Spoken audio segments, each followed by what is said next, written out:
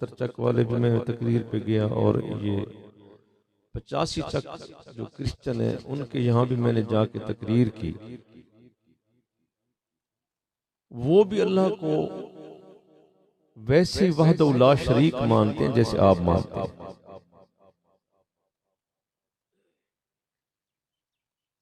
यहूदी भी अल्लाह ताला को वैसे ही वहदहू ला शरीक मानते हैं जैसे आप मानते हैं। हिंदू भी, सिख भी, बाबा गुरु नानक ने भी 22 हज किए थे अपनी जिंदगी में। और वो बाबा गुरु नानक से किसी ने पूछा कि आप हिंदुओं के घर पैदा हुए, आपके तो ग्रंथ मेरी किताब है, और फिर आपने हज भी किए, पैदा हिंदू के घर हुए, अब सिख कहलाते हो और करते हज हो, तो हमें समझ नहीं आ रही कि आप सिख हो, मुसलमान हो, हिंदू हो। बेटा हिंदुओं का है, बानी सिख मजहब का है, जाता हज पे है। बुतों की पूजा भी कहते हो न करो, हिंदू जलाते हैं, आप कहते हो सिखों को कि जलाना नहीं है, दफन करना है, जनाजा पढ़ना है। तो ये आप हिंदू हो, सिख हो, मुसलमान हो, क्या है? तो गुरु नानक ने कहा था, ना मैं हिंदू ना मैं मुसलमान, पुतला में पंचतंदा ते नानक मेरा नाम। उसने कहा मैं तो पंचतन पाक का नौकर हूं, उनकी वजह से मुझे दीन मजहब मिला है, मैं उनका नौकर हूं। कहने का मकसद ये है कि बुद्ध मत वाले वो भी अल्लाह को मानते हैं, जैन मत वाले भी अल्लाह को मानते हैं। अब अल्लाह को तो हर कोई मानता है, फिर काफिर कौन क्यों है?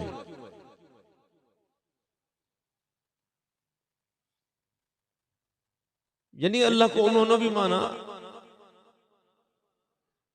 सबसे पुराना मजहब, फॉर योर गुड इंफॉर्मेशन, दुनिया का सबसे कदीम तरीन जमीन का जो मजहब है इस्लाम के बाद, वो हिंद मत है।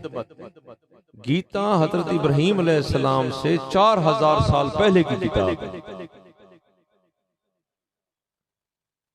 डॉक्टर फीकर करोड़ा उसके पास मैं गया तो उसने उर्दू वर्जन मुझे दिखाया, बल्कि भाई भी जानते हैं मोहतरम हमारे, अब तो माशाल्लाह मौलाना साहब भी हैं और जाकिर भी हैं, मजीद भाई माशाल्लाह बहुत खूबसूरत किताब करते हैं।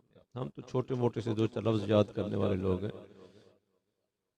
वो गीता उसने मुझे दिखाई तो अजीब, मैं भाई जब खोला तो सफ़ा 33 पे लिखा था कि मैंने ये जमीन और आसमान पंचतन पाक और 14 की मोहब्बत में खल्क किया। गीता हिंदू की किताब है,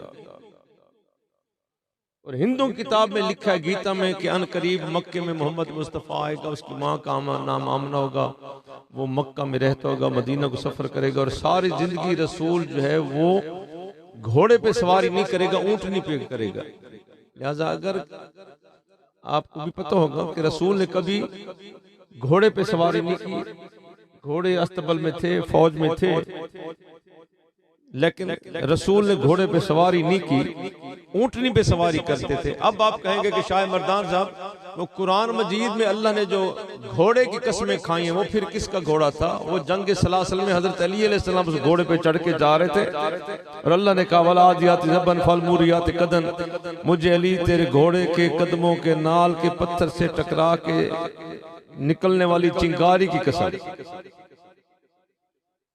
घोड़े की कसमें खा रहे अल्लाह, घोड़े की कसमें खा, अल्लाह कसम खाई जाती इज्जत वाली चीज से।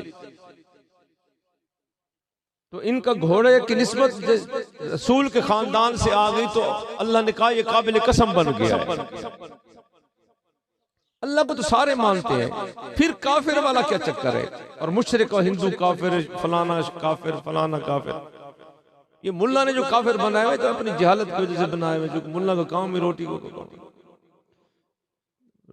हमारा प्रॉब्लम ये सबसे बड़ा कि हम जब मिंबर पे आते हैं तो मजहब और मसलक की बात करते हैं, हालांकि हम सब मुसलमान हैं, कलमा पढ़ते हैं। तो ये काफिर वाला चक्कर क्या है जो कुरान ने जिनको काफिर कहा है? एक तो मुल्ला ने, तो मुल्ला के नजदीक तो हर वो बंदा काफिर जो रोटी चंगी ना खिलाए तो वो काफिर हो जाता है। लेकिन वो जो अल्लाह ने कुरान में जो काफिर कहे हैं, हिंदू, सिख, ईसाई, यहूदी, ये क्यों काफिर है? अल्लाह को भी मानते हैं फिर भी काफिर है। इसलिए कि अल्लाह को वैसे नहीं मानते जैसे रसूल कहते हैं।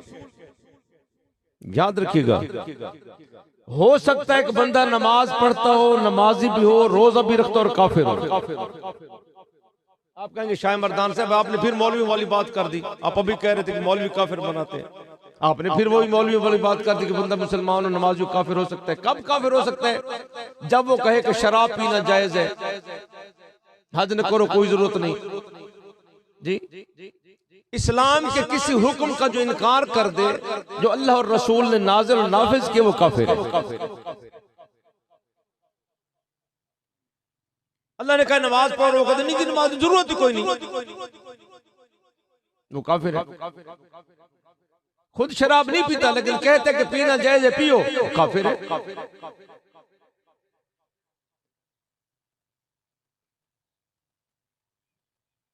अब अल्लाह ने ये जो बंदर और सुअर बनाए थे यहूदी बनी इसराइल के, क्यों बनाए थे? उनको कहा था कि हफ्ते वाले दिन तुमने मछली का शिकार नहीं करना। देखिए छोटी सी बात पे, छोटी सी बात पे आप तो अकड़ के बैठे जो खूब सूद का कारोबार करे। बड़े बड़े मस्जिद है, मुझे पता है हमारे इलाके के बड़े बड़े मस्जिद हैं, बढ़िया कद्दा शद्दा और बढ़िया गाड़ियां शाड़ियां और शेव ताजी की हुई, और सूद पे कारोबार करवाते हैं। लांती तरीन बंदा है जमीन का जो सूद का कारोबार करता है, बेनमाज से और शराबी से भी ज्यादा बदतर है जो सूद का कारोबार करता है। अल्लाह ने फरमाया कि मछली हफ्ते वाले दिन तुमने शिकार नहीं करनी। इन्होंने क्या किया? हफ्ते वाले दिन पानी से रास्ता बनाते, आगे गड्ढा बना के मछलियों को वहां फांस लेते और इतवार वाले दिन शिकार कर लेते। कहते जी हमने तो मछली आज पकड़ी है। भाई फंसाया तो कल था ना, खाली एक बात पे कि तुमने मछली को हफ्ते वाले दिन फंसाया क्यों है? अल्लाह ने उनको बंदर और सुअर बना दिया। शुक्र करो कि मोहम्मद मुस्तफा को उम्मती हो। इमाम जाफर सादिक अलैहिस्सलाम से बंदे ने कहा मौला बड़े हाजी नजर आ रहे हैं, मैं दिखाऊं तुम्हें हाजी? जब वो नजर करामत और इमामत से दिखाया तो कोई सुअर था, कोई बंदर था, कोई क्या था, कोई क्या था। ये तो करम है उस बादशाह का, हमारे पर्दे रखे हुए हैं। फकत आपके पर्दे नहीं, हम मुल्लाओं के भी बड़े पर्दे रखे हुए हैं, मौलवी से मिंबर वालों के भी बड़े पर्दे हैं। आपके तो पर्दे हैं सोए, हम जो मस्जिदें खा जाते हैं हमारे भी बड़े पर्दे रखे हुए उस बादशाह ने। पता नहीं कितने सुअर हैं, कितने खिंजीर हैं, जहरी तौर पर हम मुसलमान हैं। हाँ, अगर आप कहते हैं ना जी हम अल्हम्दुलिल्लाह कलमा पढ़ते हैं और रसूल पाक सल्लल्लाहु अलैहि वसल्लम को मानते हैं, तो मैं 2 कुरान के आयतें पढ़ता हूँ, जो उलमा मेरे दाएं बाएं बैठे हैं इनसे भी तर्जुमा करवा लेना, घर भी जाके तर्जुमा देख लेना कि तुम्हें पता चले कि तुम्हारी तौहीद की हैसियत क्या है और तुम्हारी नबूवत की हैसियत क्या है। ये पहला सफ़ा है, 8वीं आयत है। वमिनन नासि मन यक़ूलु आमन्ना बिल्लाहि व बिल यौमिल आखिर। रसूल, बंदों में से कुछ बंदे ऐसे हैं जो कहते कि हम अल्लाह पर ईमान लाए।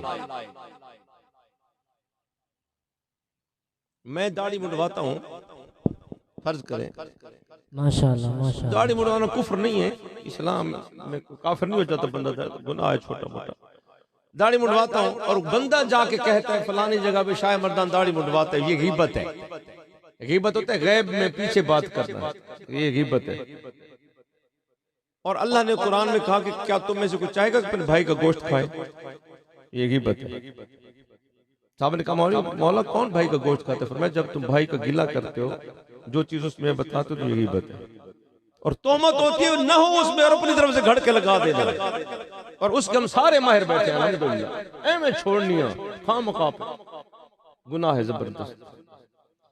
अब कुरान मजीद की आयत है, पहले सफ़े की 8वीं आयत है, वमिनन नासि मन यक़ूलु आमन्ना बिल्लाहि व बिल यौमिल आखिर। लोगों में से कुछ बंदे ऐसे हैं जो कहते हैं कि हम अल्लाह पर ईमान लाए। जरा सुनिएगा, ये हम तो अल्लाह को मानते हैं, जन्नत में जाएंगे। मैं तुम्हें शीशा दिखा दूं, जरा देख ले, अल्लाह वाले भी। जी हाँ, अल्लाह कह रहा है। आपने कहा जी शाह मर्दान से बड़ा यार है, कलमा चौक में चाह करे फोन करे चाह पीसूं आए। मैं कौन?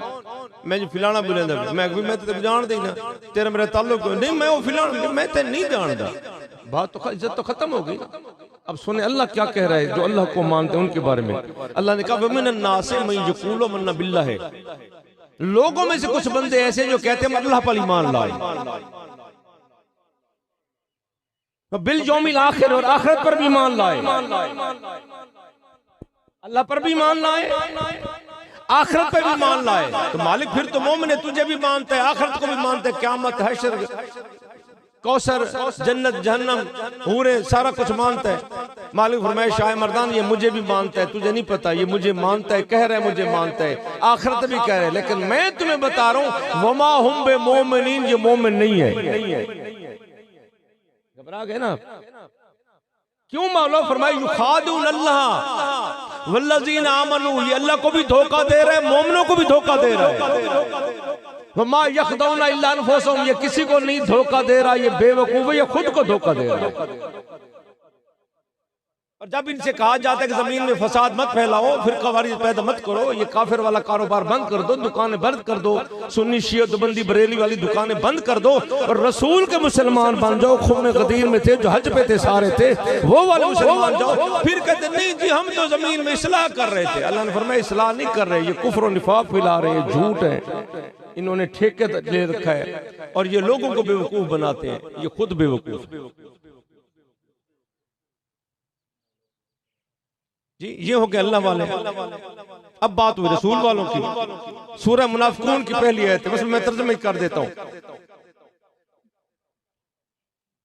जी 20 मिनट में बात तक मुकम्मल कर दो, तर्जुमा कर देता हूं। ऐ रसूल, सूरह मुनाफिकून, जाकर मुनाफिक रसूल, मुनाफिक जब आपके पास आते हैं तो वो गवाही देते हैं कि ऐ रसूल तू अल्लाह का रसूल है, अल्लाह का रसूल है, यानी अल्लाह को भी मानते हैं, रसूल को भी मानते हैं।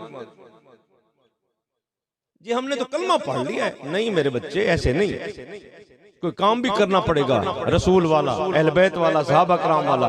हजरत उमर फारूक रज़ियल्लाहु ताला अन्हु की एक दिन कमीज पहन के आए, उसी टाइप की जो 2 दिन पहले पहनी। साहब ने कहा ये कमीज कहां से आ गई? तो क्या कहा था उमर फारूक ने? बेटे के जरा खड़ा हो, बता ये कमीज किसके? उसने कहा जी मुझे भी कमीज मिली थी बैतुल माल में से, मेरे बाप को भी मिली थी, वो उन्होंने उस दिन पहनी थी, ये मेरे कपड़े वाली कमीज है।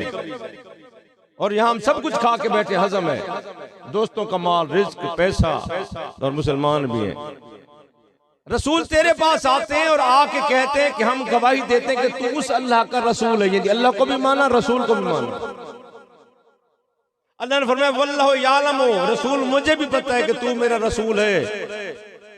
देखिए आप गवाही दे रहे रसूल की, वो अल्लाह वाले थे, उनके बारे में अल्लाह ने कहा वो मोमिन नहीं है। अब ये रसूल वाले आ गए, फरमाया ये भी मोमिन नहीं है। क्यों? फरमाया इन्नल मुनाफिकीना लकाज़िबून, ये मुनाफिक भी हैं, ये झूठे भी हैं।